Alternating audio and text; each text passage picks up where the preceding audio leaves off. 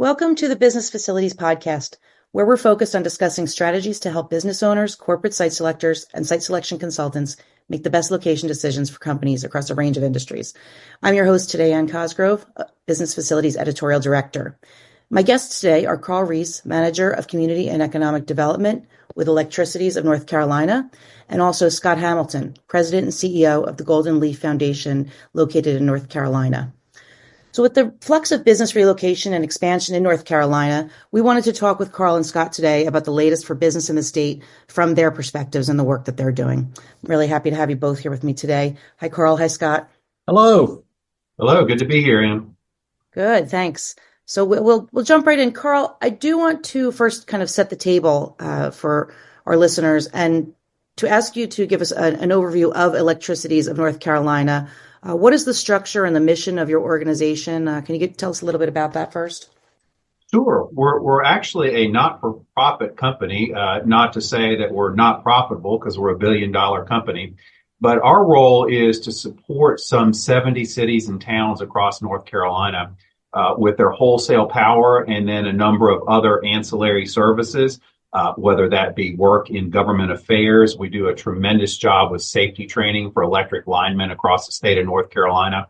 And then, of course, what's near and dear to my heart, economic development. And we have a team that's split between Raleigh and Charlotte. And we work statewide in both assisting existing industries with growth events or through other issues that they may encounter, as well as attracting new business and investment into the state of North Carolina and into those 70 plus public power communities across the state. So how do utilities work with your organization? And also, moving on from there too, where do businesses fit in? What are some of the benefits that they can glean from operating in tandem with your organization?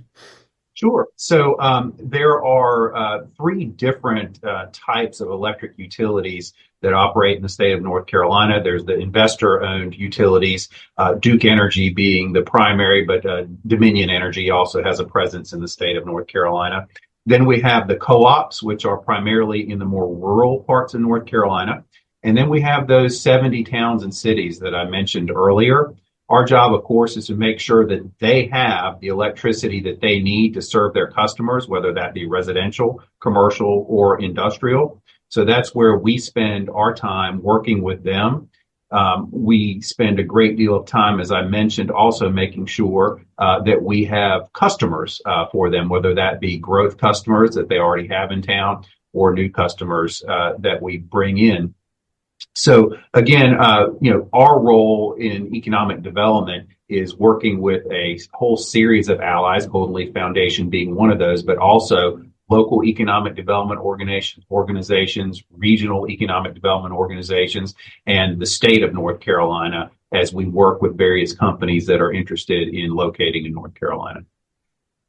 Great. So thank you. So you mentioned that Golden Leaf Foundation being an ally, a partner of Electricities of North Carolina. And that's Scott, that's why we've asked you to be here today to elaborate on the foundation's mission, how that obviously can help North Carolina businesses who are already in the state or who are looking to be in the state, as well as the ripple effect from there as well. So first, I do want to take the liberties to share with our listeners a brief overview of Golden Leaf Foundation. Of course, we'll dive in further. So the Golden Leaf Foundation is a nonprofit organization established in 1999 to receive a portion of the state's funding from the 1998 Master Settlement Agreement with cigarette manufacturers. So over these past 2 decades, the foundation's worked to increase economic opportunity throughout the state. And that's why we have you here today. I'd love to talk to you about what some of the history of the organization has been, and of course, where we are today and what kind of work you're doing. So would you please just start by elaborating on that mission of the foundation and a brief overview maybe of your focus and your activities, and so we can understand, what your role is in the economic development of the state. Happy to do so. And thanks for having me on this podcast. I'm very excited about it. Golden Leaf is an economic development 501c3 charitable foundation. And as you mentioned, we were established from the National Settlement Agreement with cigarette manufacturers. And LEAF in our name, the Golden Leaf Foundation. LEAF is an acronym. It is for the Long-Term Economic Advancement Foundation. And our mission is to help with economic transformation in rural tobacco-dependent distressed communities across North Carolina. We've been fortunate in the last 25 years to have been able to make at least one investment in all 100 counties in North Carolina. We typically do not fund in the metro areas. We did make an investment several years ago in Charlotte and Mecklenburg County, but the work was going to be done in more rural Union County at the time. So that's how we've been able to do all 100 counties. But our focus is, at the end of the day, to help with economic transformation in those rural tobacco-dependent communities. And we do that through a number of ways. We partner, as Carl talked about, with a number of entities on both the state and federal level. So in the state level, the community college systems, the utilities that Carl mentioned. We work with national funders such as the U.S. Department of Agricultural Rural Development, the Economic Development Administration, which is part of the U.S. Department of Commerce. North Carolina has a community college system. All 58 campuses are independent, but they belong to one system. We work closely with the North Carolina Department, or the North Carolina Community College System. We also work very closely with North Carolina Department of Commerce. And then the economic development entity in North Carolina is called the Economic Development Partnership of North Carolina. And we work very closely with them. Also with the universities and the university system in North Carolina. So we have a number of entities that we really partner with. And then we collaborate with the North Carolina Economic Development Association as well. So a whole host of partners are a part of the economic development team in North Carolina. And we are a component of that. We are typically trying to be the last funder in because we don't displace other available funding. And our funding can go to nonprofit 501c3 organizations or local government. So that could be a county or city, or it also could be a component such as a university or a community college. So that makes up the primary focus of our funding areas. We have three primary funding areas at Golden Leaf. Economic opportunity. The other one is workforce and talent development, and then agriculture and agribusiness. And all of those are focused on how, if we fund a project, how is that going to transform a community? What is the clear and direct path to an employment opportunity? Or how does that help North Carolina's agricultural base continue to grow and expand? And so those are the types of things that we look at. And the types of projects that we fund are going to be infrastructure and workforce training, which are the two primary areas that I think your listeners would be most interested in.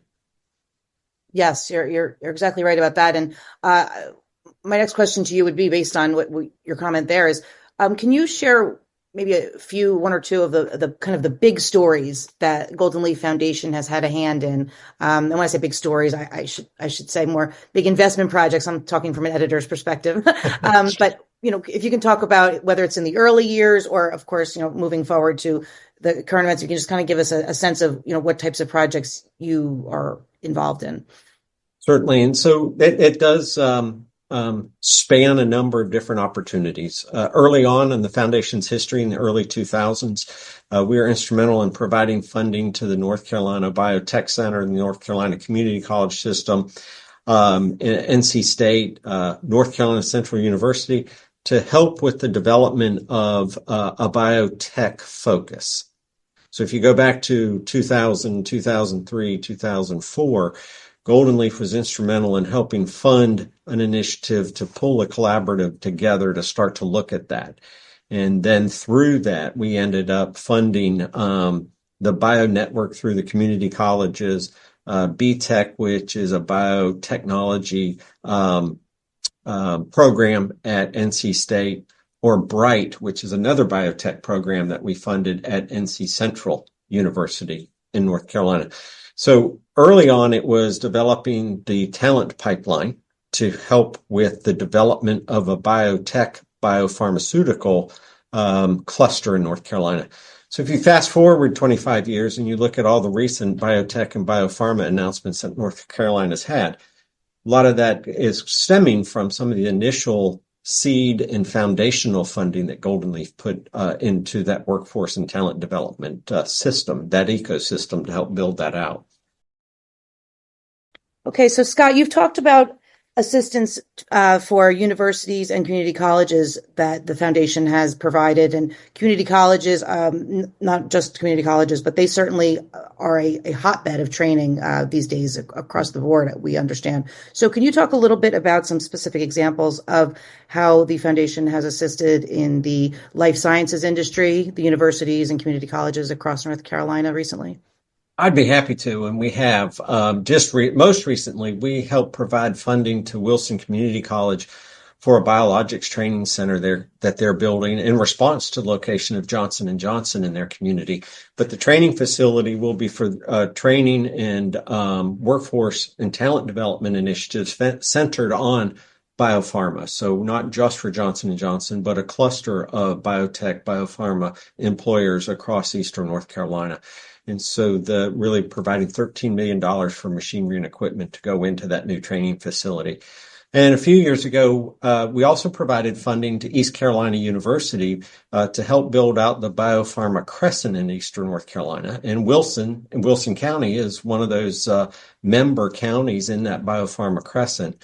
And what we did is provided some funding for ECU to be able to develop training programs at the 5 community colleges that are within that Biopharma Crescent, to where students could go to those community colleges and get a degree or a credential and take that degree or credential and be able to find immediate employment. But they also could take that degree or credential and move forward and go to ECU and get an advanced degree and then be able to offboard from there and get a job at one of the biopharma companies in Eastern North Carolina. And the other thing, they can always either they offboard at the community college level or they go from the community college to ECU and get a bachelor's. If they get employed, then they can still go back and get a master's degree in biotech or biopharma at ECU. So it's a collaboration of how community colleges and the university are working together to drive economic development. We also developed in 2016, a program for major site development to help communities get infrastructure on a speculative basis to primary industrial sites. And so recently and over the years, we've had some success where we have put money into Randolph County's mega site, which now houses the Toyota battery facility. Or in Chatham County, we put funding into infrastructure for the Wolfspeed project and into that industrial park itself. So that was a number of years ago, and again, helping communities be prepared when a client comes to be able to be sure that the infrastructure is in place for them to be able to take advantage of that. Number of other things that we have done, looking at cluster development in biotech or biopharma, helping community colleges with workforce training and development programs for when they bring in new industry or industry is developing new product and the community college or the industry has a need for a skilled workforce. We can work with the community college to help them develop new programs that are going to meet the needs of that industry, whether it's existing and looking to expand, or if the industry is interested in relocating or establishing a business in North Carolina. Primarily, again, in those economic development, distressed areas, tobacco dependent, or rural communities. How does the Golden Leaf Foundation work with their stakeholders and their partners to get this funding into place? If you could just kind of give me a high level view of how this mechanism works. Are you approached by communities and colleges for funding? Are you looking out as the foundation, looking out for what the need is? Does it go both ways? How does this really get into play and action? Sure. The answer to that's yes. So we do work with local economic developers. We work with the Economic Development Partnership of North Carolina Department of Commerce. Typically, because our funding has to go to the public good, so to a 501c3 entity or to a component unit of government or government, we're typically approached by those entities. And we want to work with them again to see where is the need. So not as much as direct contact from the private sector, occasionally, like a national site consultant might reach out to us, but we're going to direct them to a project manager, somebody like Carl that might be working a project for Electricities. We are going to want that to communication to flow through a single point so that everybody knows what's going on, and there's a single point of contact that's able to kind of usher and maneuver any of those requests in the client's work, because they're going to also know of other opportunities that might be able to be of benefit to that consultant or that private business as they are looking at their site selection process. And so we work with them. We work with the Department of Commerce and again, the Economic Development Partnership of North Carolina. We're on a weekly call with them to talk about projects and what are the needs. Is this a good Golden Leaf project? Is there a fit for Golden Leaf? What are other funders doing? So we're in it, but we're in it on probably the more the behind the scenes than we are out front and even at a negotiating table. That's typically not our role there, but we are there to support those projects in the communities. And we want to be sure is how can we help the state achieve its goal of the job creation, the economic opportunity and advancement by being sure that our existing industries are able to expand and new companies have the opportunity to move to North Carolina. So you shared a look at the early years of the foundation and what are some of the accomplishments that had been done, in 2003, et cetera, and then even moving forward to Toyota, which is a much more recent, the mega site, more recent. Can you talk about any current initiatives or actions that are that the foundation's working on, perhaps in tandem with other partners, to attract or retain businesses in North Carolina? Kind of maybe looking at the big picture, what are some of those activities or areas that I know you have your 3 areas of workforce, infrastructure, and agriculture that are obviously pillars. But just wondering if there's anything in all the kind of changes and pivoting that business and economic developers are doing. What are some incentive initiatives that you're focused on? And I'm happy to. And back in 2021, the board conducted a strategic planning process to develop a strategic plan for the foundation. One of the things we heard through the listening process was the need for product development. In Golden Leaf, typically, although we did the large site program in 2016, speculative development is typically not something the foundation has done. And so with a lot of folks talking about the need to have product and quality product, through the strategic planning process, we launched our SITE, SITE program. And in the development of that, we were not trying to replicate or duplicate other existing programs. We were trying to leverage other programs. So our team met with Carl and the other utilities that are out there that might have a site program or a product development program or a certified program. Ours is not is not another certified program. Now, our dollars could help a community get to achieving a certified program. But ours is not, at the end of the day, is not a certified program. But it does help communities through 3 different phases of the site program. And a community can enter this program through at any phase, as long as the previous phase has already been accomplished. So phase 1 is site identification. We engage with a national site consultant and an engineering firm. So a community can approach us and say, look, we really don't have any quality industrial sites, and we'd like to do an assessment of the county and find some. So we'll provide funding for that national site consultant and an engineer to go in and look at maybe up to 3 sites that might work for them, focusing in on where their strengths are for their workforce, where the strategic plan is for that economic development entity in that community, and how is this going to help advance their strategy. If a community already has their sites and they've looked at them, but they haven't really gotten to the due diligence process, that is our phase 2 in the site program, is providing funding for due diligence of that site. So it could be one that's been identified through our process, and then it can move to phase 2. Or the community may already have them identified, but need to enter into a phase 2 of the site program. And we'll pay for preliminary engineering studies to help them determine, is this a viable industrial site?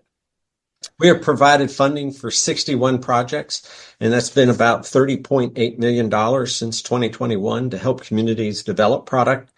So I did talk about phase 1 and phase 2. Phase 3 is development. And Golden Leaf will provide up to $1.5 million to that local entity to help with the development of the site. So that could be clearing, grubbing, grading, kind of rough grading, not to a pad, but getting it down so a client can understand the lay of the land and how it's going to look. We could provide funding to get the water sewer extended to the site.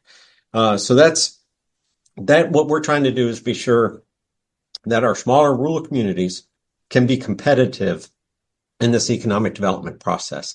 And having those sites with the preliminary engineering done and having some site development done to it is really going to help them be competitive. One, having product. Two, having quality product. And three, we all know that once those things have been accomplished, that's going to save a potential client a bunch of time that they don't have to go through all of those activities. And they know they're going to be ahead of the game if they select a site that's already had the preliminary engineering done and it's been kind of pre-graded, again, not down to pad, but pre-graded for us anyway, not down to pad. And but that really then allows more rural distressed communities in North Carolina to be able to be competitive with other communities, and not just in North Carolina, but across the U.S. Thank you.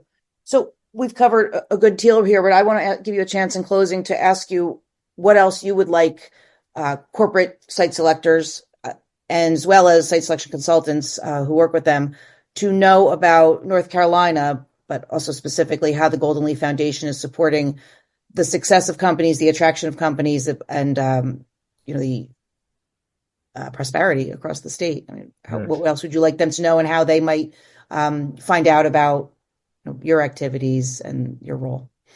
Right. Well, I think, North Carolina is situated to help existing industries expand or new business and industry to locate in North Carolina because of a number of reasons. And one of these is, our partner that is here, Carl Reese with Electricities. We partner very well, and North Carolina collaborates and partners extremely well. This is a team sport. We're all on the team. We're striving to do the same thing.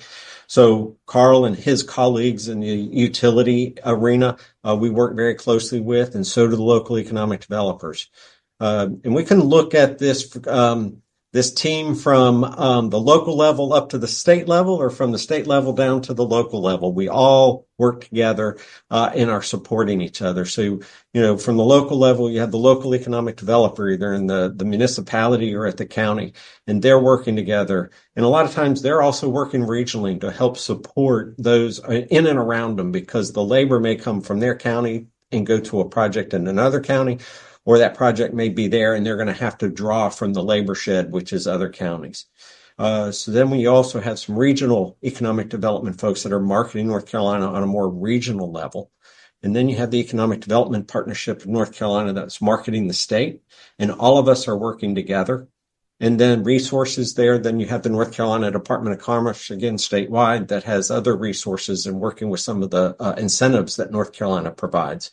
And then you have the allies, such as I've already mentioned, the university system, the community college system, the North Carolina biotech, the biotech industry. You have those types of partners that are able to come together and look at how do we develop a talent pipeline to be able to continually supply industry with their needed workers. And the system itself, the UNC system, is a system of the 16 campuses of the University of North Carolina. So you have UNC Chapel Hill, NC State, you have Appalachian State, Western Carolina University, East Carolina. And I'm going to get in trouble for not naming them all, but they are all part of a single system. You have 58 community colleges across North Carolina's 100 counties. When the community college system was set up, the goal was to be sure that a student or somebody needing a certification or a degree was within 30 minutes of a community college. And so you have 58 campuses across the state that are also part of a system. And so having this type of system is where everybody is working together collaboratively to advance North Carolina's economy for the goal of all of us is a job. And I talk about a job as hope, opportunity, and prosperity. And those three things can cure a lot of ills in a community and help a community continue to grow.